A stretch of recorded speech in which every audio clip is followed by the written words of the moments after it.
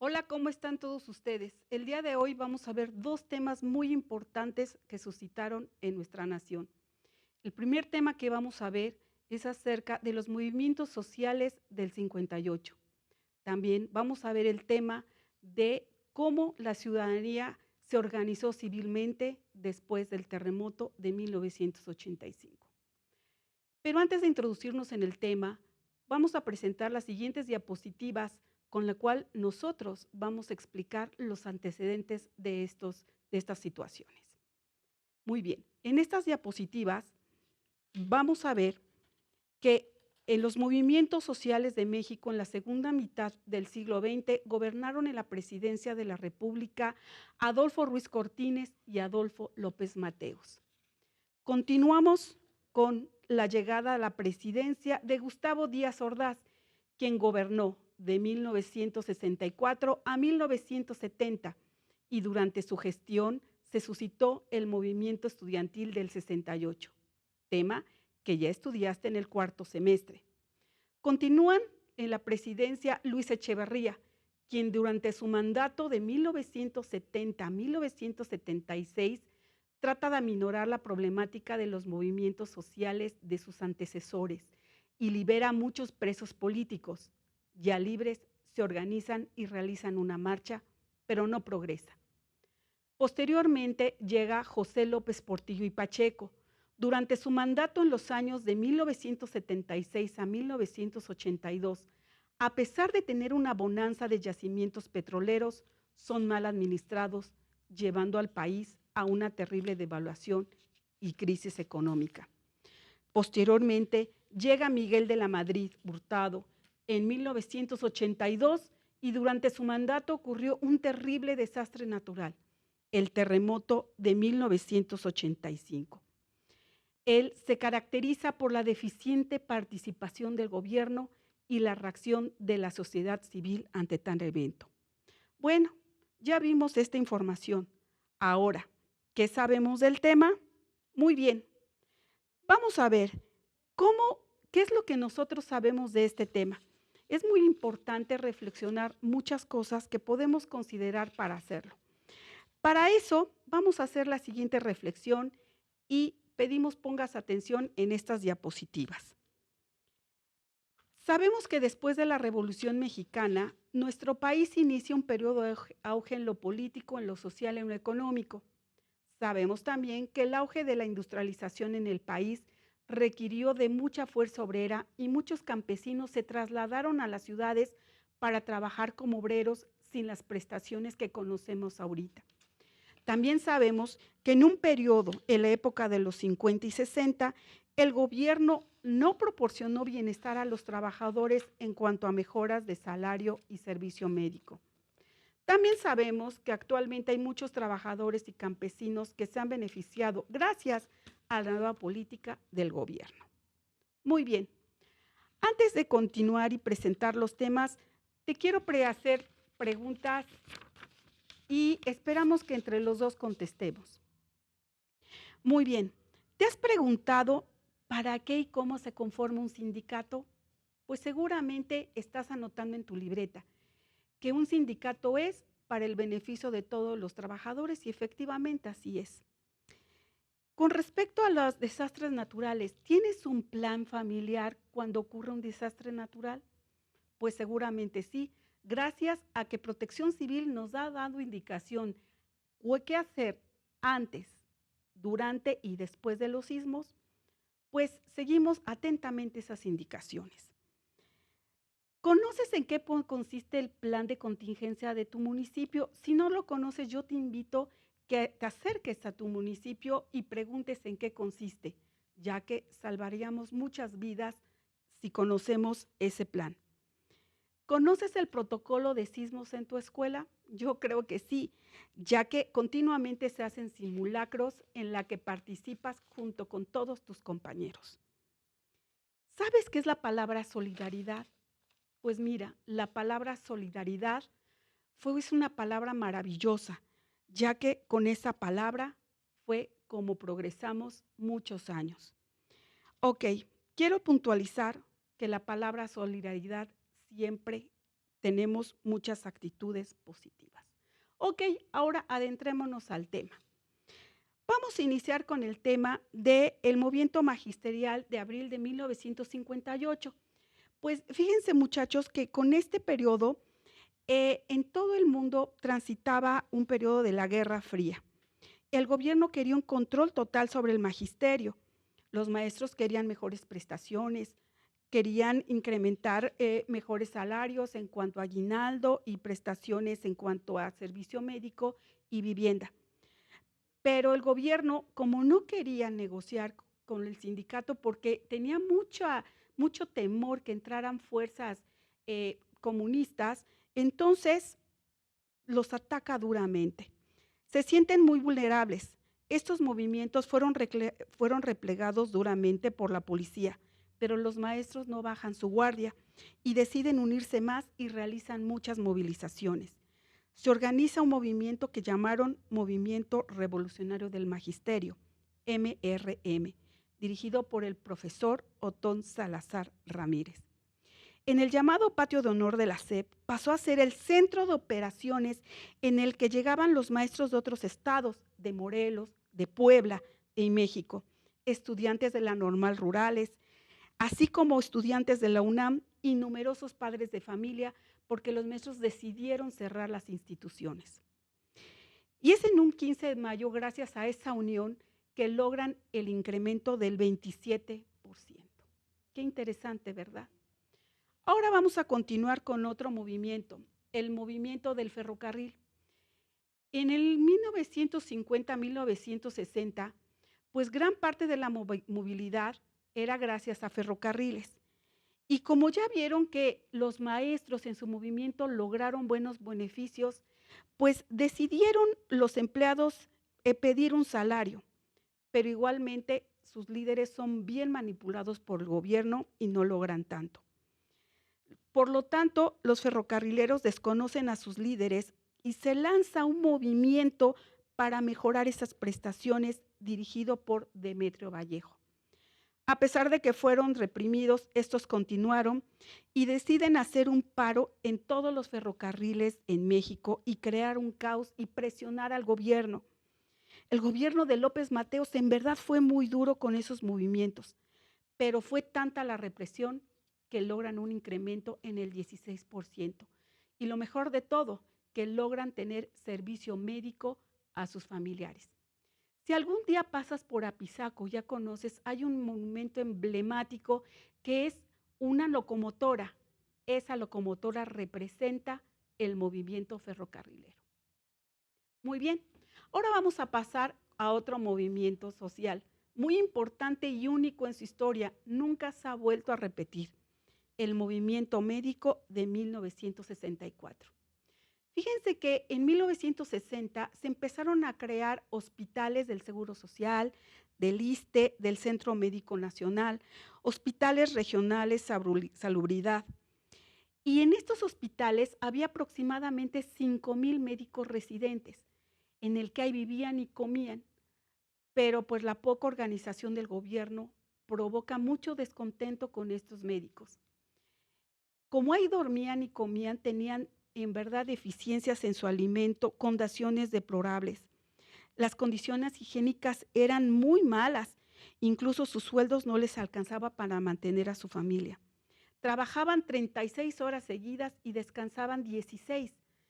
Asimismo, cuando ellos operaban, tenían que comprar material quirúrgico. Pero todo este movimiento inicia en el Hospital 20 de Noviembre del ISSSTE. Llega el aguinaldo y el director de ese hospital no les paga el aguinaldo. Los médicos residentes se inconforman y van y protestan. El médico burlonamente les dijo, no, en vez de que yo les pague, ustedes me tienen que pagar por enseñarles. Los médicos pues no se conforman y empiezan a hacer un paro. El director enojado decide despedir a todos. Pero ahí no hay acaba. Fíjense que como no acatan esta disposición y gracias a esa unión de los médicos, inician un paro permanente en una asamblea. Pero ellos no fueron los únicos, sino crece este movimiento y se acercan médicos de otros hospitales. En las siguientes diapositivas que vamos a presentar, vamos a ver cómo estas demandas fueron estipuladas por los médicos. Incremento en las prestaciones como el aguinaldo, mejores condiciones en los hospitales, cambio de contrato de becas, que son contrato de becas de trabajo, el reconocer sus estudios universitarios, mejor de alimento en los hospitales. Ya con los antecedentes que vimos de los movimientos magisteriales y ferrocarrileros, esta movilización se hizo cada vez más fuerte y más duro. Incluso forman la Asociación Mexicana de Médicos Residentes. Y esto ha sido un gran movimiento para esta clase media urbana. Qué interesante, ¿verdad? Estos movimientos sociales han sido únicos en la historia, se han repetido, pero no en gran medida. Muy bien, ahora vamos a pasar al siguiente tema, un tema muy triste, pero el resultado fue, en verdad, una solidaridad tan grande que por eso nos caracteriza a todos los mexicanos. Con respecto a los sismos, México está ubicado en una zona de alta sismicidad, donde interactúan 5 placas tectónicas: la de Norteamérica, la de Cocos, la del Pacífico y la de Ribera, y la placa del Caribe. Cuando llega el terremoto a la Ciudad de México, viene del sur. Las ondas sísmicas van hacia el norte, chocan con una placa muy importante, y cuando regresan hacen un boom. Es por eso que en este sismo se caen muchas partes afectadas, como Calzada de Tlalpan, la Colonia Roma, el centro de la ciudad y Tlatelolco. Estamos viendo en este momento algunas escenas pavorosas y relatos de habitantes que vivieron cerca del terror. Estaba vistiéndome en mi departamento cuando sentí un fuerte sismo y duraba más y más y más. Empecé a escuchar un ruido muy fuerte que de pronto pensé que estaban tirando ladrillos por la ventana. Veía 2 edificios chocando uno con otro. Otro relato menciona: estaba en clases y mi maestro estaba muy asustado porque veía cómo estaban cayendo unos edificios cerca de la escuela, pero nos decía: tranquilos muchachos, pero estaba rezando. Yo venía caminando en una calle cerca del Hospital La Raza. Cuando termina el sismo, no vi el edificio que hace una hora era una construcción de 12 pisos en el que vivía y trabajaban médicos residentes. Gente corriendo por todos lados, gritos, humo, tierra. Tampoco vi el hospital de ginecología de 6 pisos. Era como si estuviera soñando en una zona de guerra. Cuando veo el edificio Nuevo León, ya no existía, con varios cientos de familias en él. No lo podía creer. Mis mejores amigos vivían ahí. Me tocó ver explosiones de tanque de gas. No encontraba a mis hermanos. Cuando llegué a mi trabajo, ya no estaba el edificio.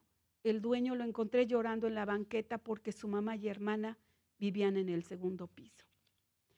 Estaba viendo las noticias en la tele cuando de repente la conductora dijo: ¡ah, Chihuahua! Se está sintiendo un fuerte temblor. Y momentos después se fue la transmisión y la luz. Qué fuertes, ¿verdad?, estas declaraciones. Como nadie sabía qué hacer, todos corrían a buscar a sus familiares, a sus compañeros, a salir entre los escombros. Pero el gobierno no llegaba. El gobierno lo que hacía era ir a sus edificios y protegerlos.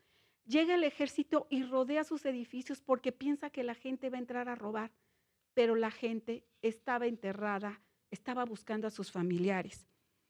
Es entonces cuando la gente se empieza a organizar, creando una forma de participación y lucha ante el terrible suceso. Surge una organización civil y el gobierno pierde el control total de la población, ya que la gente se empieza a organizar de una manera única, sin esperar ayuda del gobierno. Montaron albergues en parques como un gran equipo, dando una gran ayuda y un ejemplo a todo el mundo. Las autoridades no atinaban a poner mecanismos de ayuda. Poco a poco el ejército empieza a bloquear las calles y no llega a operar a los voluntarios, los bloquea. Entre los inmuebles más afectados fueron Tlatelolco, cayó el módulo norte y central. Casi 1000 familias vivían ahí. El temblor dejó al descubierto la corrupción de la construcción, tanto del gobierno como privados. Muchas de las construcciones se cayeron, fueron construidas por el gobierno, como el Hospital Juárez, que murieron pacientes y médicos. 12 pisos se vinieron abajo, muriendo más de 1,000 personas, entre pacientes, visitas, personal médico. Se calcula que más de 2,000 personas quedaron atrapados. Incluso entre los escombros se rescataron a 9 bebés recién nacidos que fueron llamados los niños milagro. Cae el Hotel Regis en el centro de la ciudad.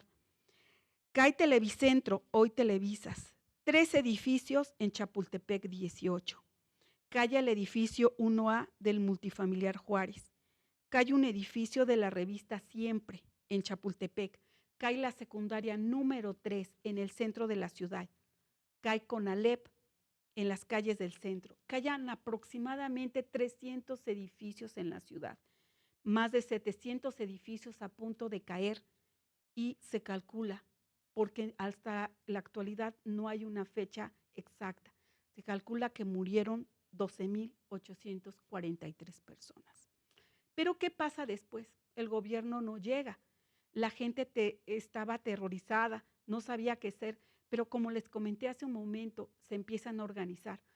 Unos con otros empiezan a montar en los parques de las colonias campamentos en los cuales cuidan a niños, cuidan a ancianos, cuidan a las personas. Surge algo fabuloso, los topos. Los topos, que son personas voluntarias que actualmente siguen trabajando, no solamente en México, sino a nivel internacional. Durante 3 o 4 días hubo un vacío de poder. El gobierno no lograba organizarse y entrar a ayudar. Por lo tanto, eh, contactaban con las personas que estaban a cargo de todo eso, pero el gobierno no atinaba a decir qué hacer, y les decían en los medios de comunicación: quédense en su casa, no salgan. Pero este lema ocasionó que la gente saliera a ayudar. Fíjense que de todo esto, de esta tragedia, surgió una fuerza civil impresionante que ganó el derecho a la ciudad de los ciudadanos y logró la reconstrucción de 80,000 viviendas. Habían pasado 6 meses de este terrible suceso y no había solución por parte del gobierno, hasta que llegaron las negociaciones. En el siguiente diapositiva que vamos a ver, vamos a leer acerca de los acuerdos para la reconstrucción.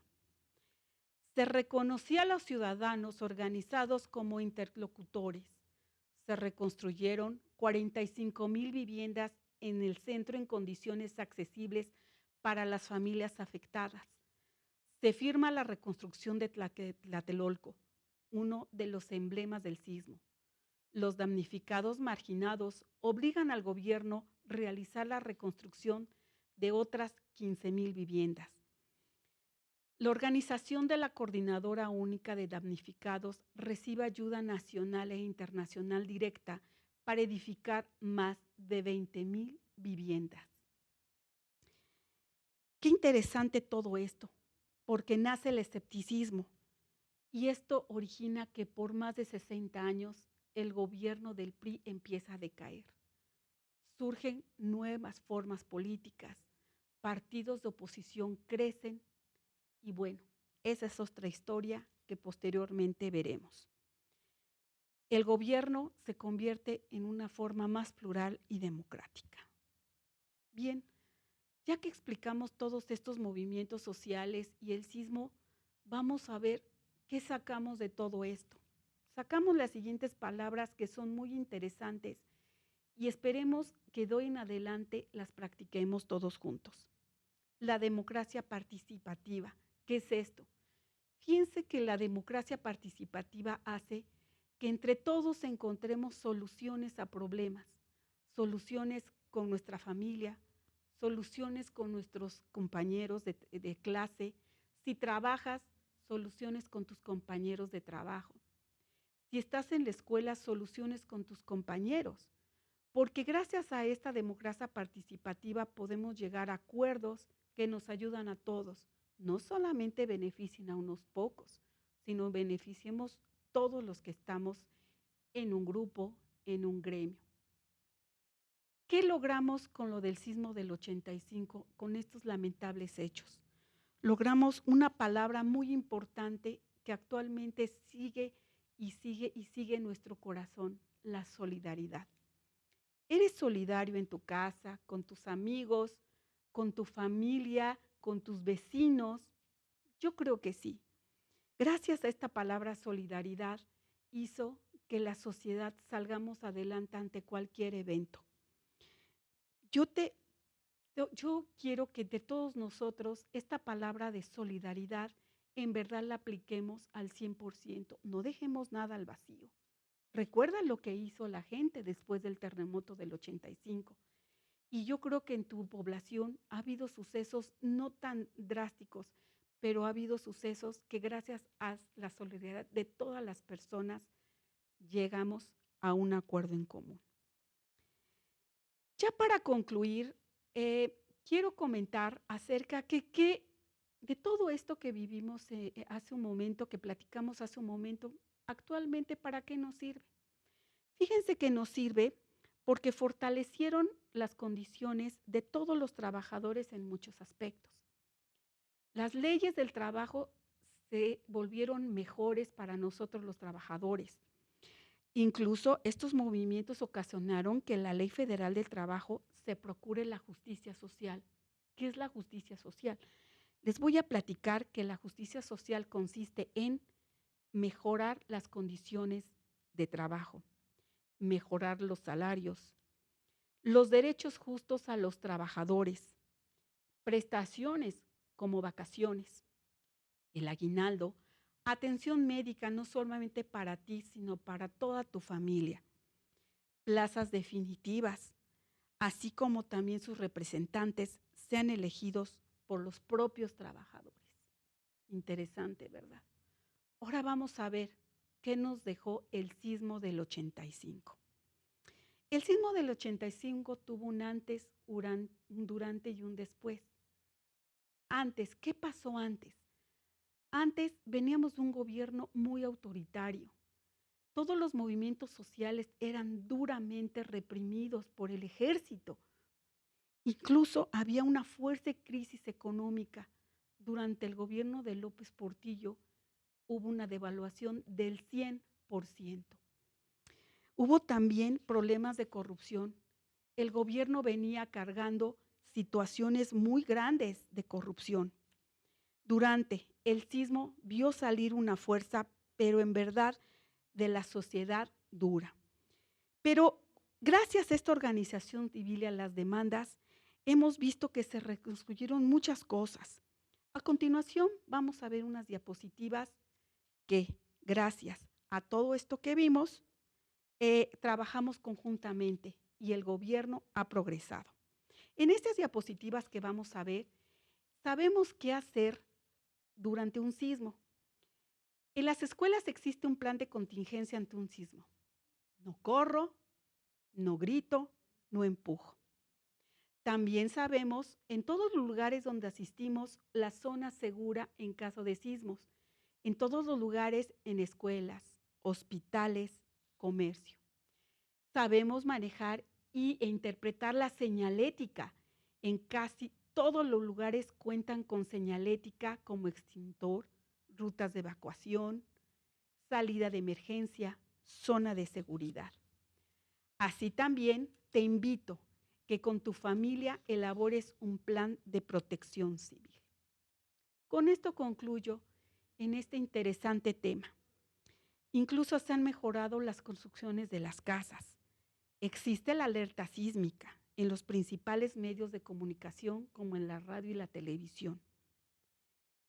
Termino con esta frase: la unión y fortaleza hacen un solo México. Muchas gracias y les invito a continuar con esta programación. Hasta luego.